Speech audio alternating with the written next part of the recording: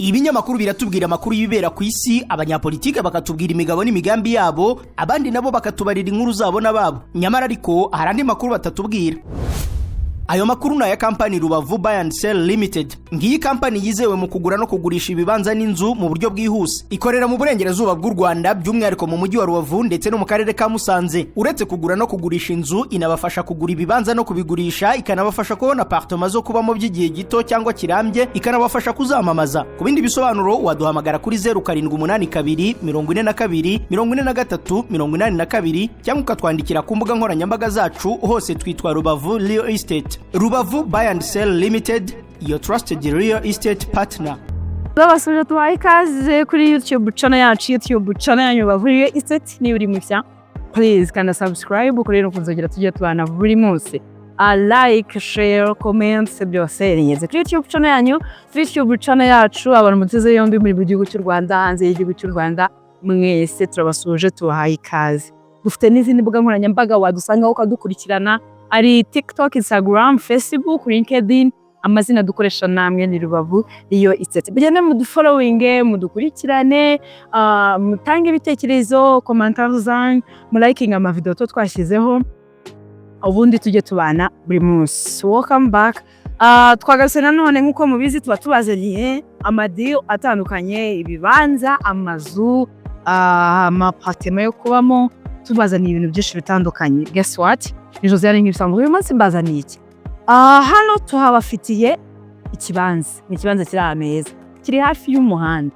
Ni ikibanza kiri muri quartier ituje, ndetse ni ikibanza kiri hafi y'umuhanda wa kaburimbo, kikaba kiri gikora ku mihanda ibiri isanzwe, ariko ahandi gikorana ku muhanda wa kaburimbo.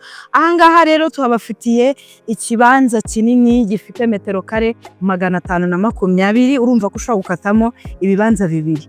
Tukaba turi kuhatangira miliyoni 10. Iki kibanza kiri muri zoning area ya R1, ngira ngo murabona ko ari ahantu hanini.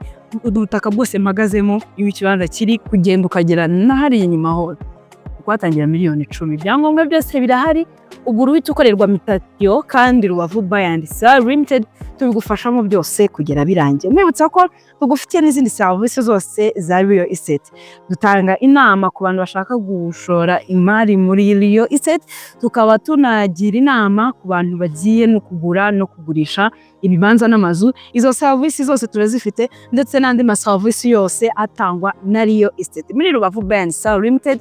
Ibyo byose turabigufitiye. Tugane, utwandikire, uduhamagare. Ushobora kutwandikira kuri WhatsApp, ukatwandikira kuri email isanzwe, message zisanzwe. Ushobora no kutwandikira ku mbuga nkoranyambaga. Even no munsi iyi video hari ahantu hagenewe umwanya wa comment, naho wahadusanga. Miliyoni 10 turaguhereza ikibanza kiri mu karere ka Rubavu mu Rugerero. Ni ikibanza kiri ahantu heza, kiri muri zoning area ya R1, gifite metero kare 520. Ibyangombwa byose by'iki kibanza birahari. Ugura uhitukorerwa mitasiyo. So bino muri Rubavu Buy and Sell Limited tuguhereze imari ishyushye. Nongere mwibutse ko iki kibanza kiri mu karere ka Rubavu mu murenge wa Rugerero, hafi y'umuhanda wa kaburimbo. Ubunini nabuvuze ni metero kare 520. Kuri miliyoni 10 urahegukana. Rubavu Buy and Sell Limited turizewe cyane mu kugura no kugurisha ibibanza n'amazu mu buryo bwiza, bwizewe kandi bwihuse. Tunabafasha kubigura no kubigurisha mu buryo bwiza, bwizewe kandi bwihuse.